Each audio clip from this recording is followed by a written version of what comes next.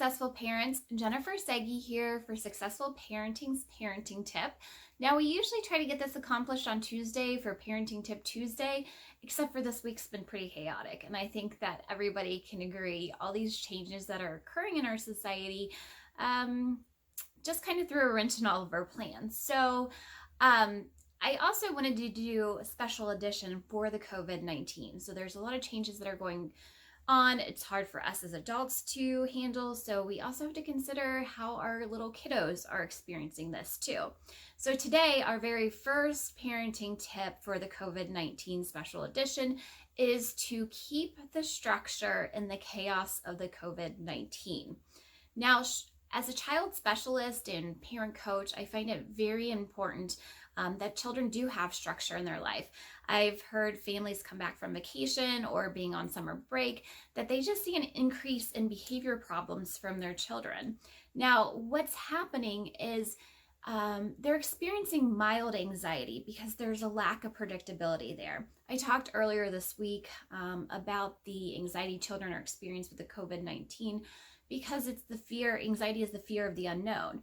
Well, even on a smaller scale of when we don't know what our day is going to bring us, it kind of puts us on edge, and we do experience a little bit of that anxiety. I know that when I'm not sure what's going to happen in my day, I kind of feel on edge, and you can bet our children feel the same way. So it's very important that we provide that structure and that we provide that predictability to help them decrease that anxiety so that they won't become irritable or they won't have those behavior problems because of that unpredictability or that mild anxiety they're experiencing from lack of structure. So that's very important in that manner. Another manner why it's really important for us to provide structure for our children is because they're getting a lot of work, and children have a hard time understanding the concept of time and how much time they're actually going to be off school and that they will have to complete all this work. I know personally, my youngest son came home on Friday from school with tons of work to do, and he said he was going to pull an all-nighter to try to get it all finished this weekend. And I explained to him that, you have 3 weeks to get it finished.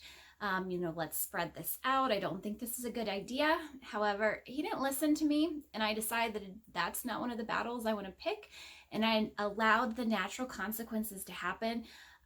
But a couple hours later, he was drained and he was burnt out. He knew he needed to take a break and he couldn't continue. So as parents, I think it's very important that we help them schedule out the time, since we have a better understanding of time.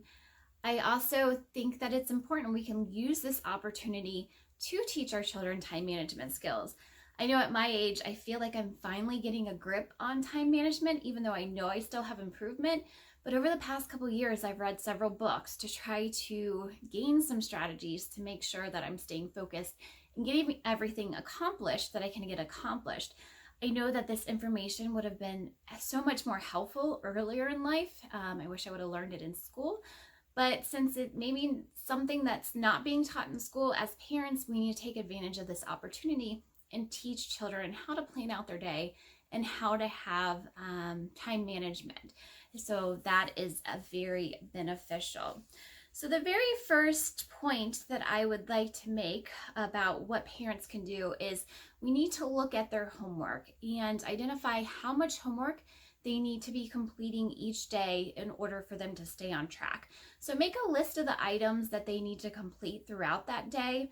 And then I actually made a schedule for, this one is for elementary children. You can see at the top it says, my daily schedule. It has the date that they can put in and then the day of the week that they can circle across the top. It also has a nice inspirational quote from Dr. Seuss that says, the more you read, the more you will know, the more you learn, the more places you'll go. So it also has from 9:30 to about 3 o'clock. It has a 2:30 slot, which lasts till 3. These are these are a half an hour sessions. It is very important that elementary children, it's divided up in like 20 to 25 minutes section of how much work they have to do, and then making sure they take a 5 to 10 minute break after that to make sure that they do not get burnt out.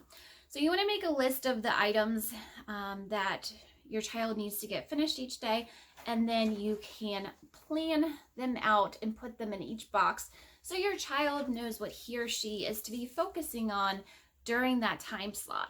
I know there's times where I've had so much to do and I've started working on one project and I'm thinking, well, I still have the other projects to do, and then I'm like switching over to the other project and nothing is really getting done because I feel guilty for I have so much to do.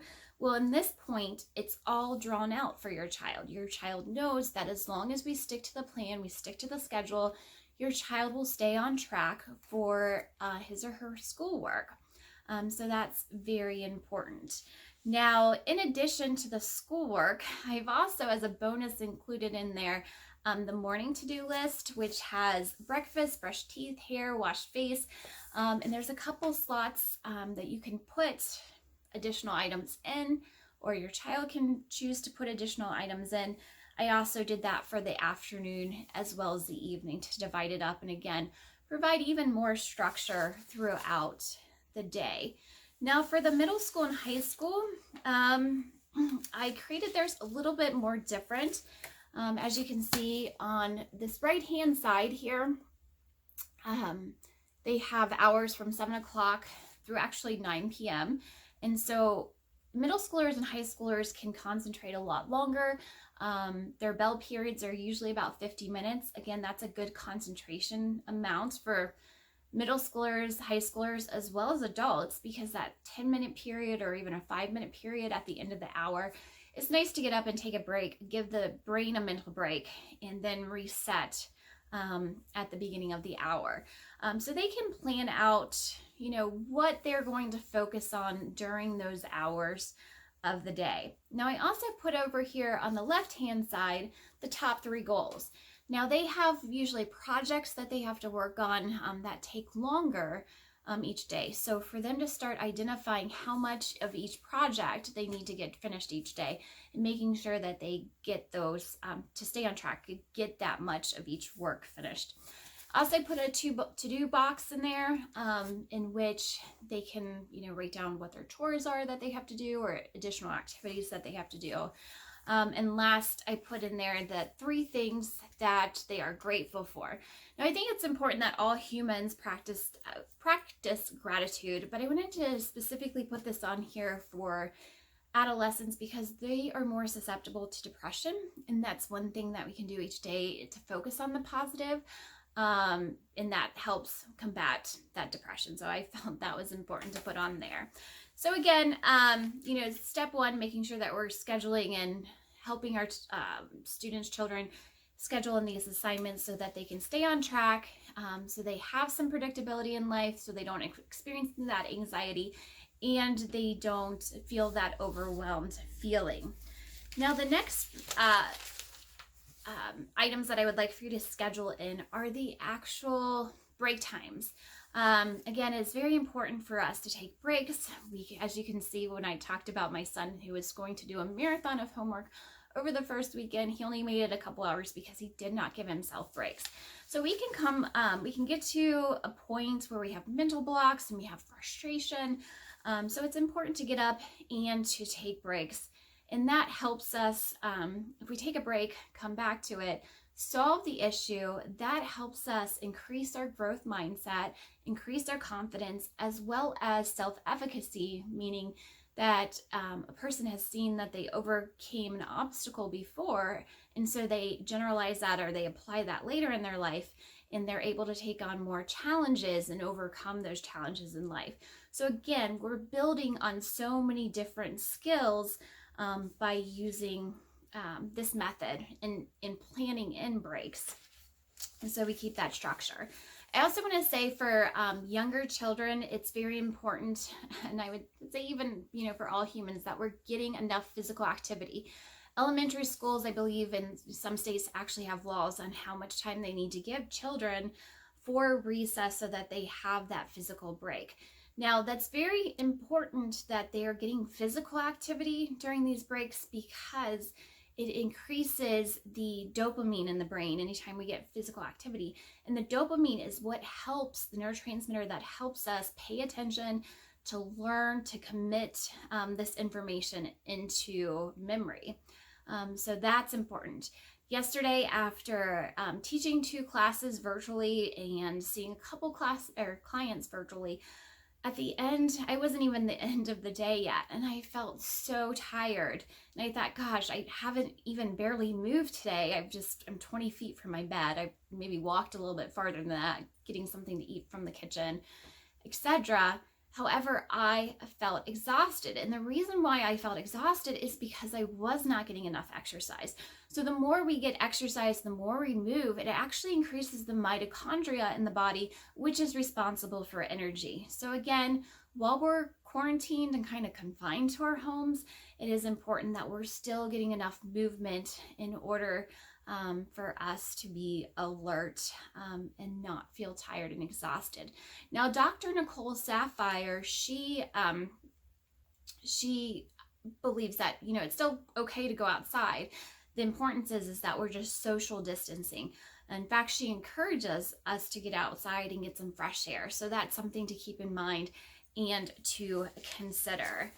And the last point that I would like to make is make sure on this schedule you are scheduling quality time with your child.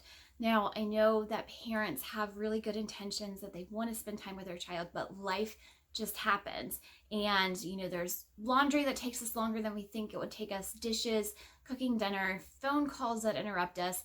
So make sure you are scheduling time on your child's schedule for you and your children to spend time together. Now, I have made a list of different activities that you can do with your child, because this is one of the questions I've asked of, while we're on quarantine, what are some things we can do with the kids? So some of the ideas I have is, one, let's get back to using board games. When I first started as a mental health therapist with children and adolescents, I wanted to get a game system because I thought I would be the coolest child adolescent therapist. However, I found that kids really enjoy the board games so much, and that they don't really get them as much as we did when we were growing up. So let's get back to playing some of the board games, the Monopoly Junior, the Guess Who, Sorry, etc. Also, some outdoor games that you could play, kickball or t-ball. In our home, to get some physical activity while you're indoors, we like to do the Wii Olympics, where we pick different games off of the Wii, and we keep our points tallied on who ends up winning, the most events, etc. So that's a lot of fun and a little bit of competition while getting physical activity in. Finger painting is a good idea. Art projects, writing music, or rapping together is always fun. Doing karaoke or having a lip sync battle. Cooking or baking, you're teaching your child a lot of skills right there, but still having quality time together and possibly getting dinner done too at the same time. Producing a play or even creating stories are also a good idea. So these are available on our group page of our Facebook group page of Successful Parents. So please go ahead and get your free copy and download them. Now, I'd really like to hear how it's worked for you and some of the quality activities that you've done with your children in this planned out time of the schedule. So again, thanks for joining me today for this special edition of our parenting tip during the COVID-19. And if you have any questions, please feel free to type in the comments below or message me. So this is Jennifer Seggi signing off for Successful Parenting, where we professionally prevent parents from pulling out their hair while raising happy and healthy humans since 2000.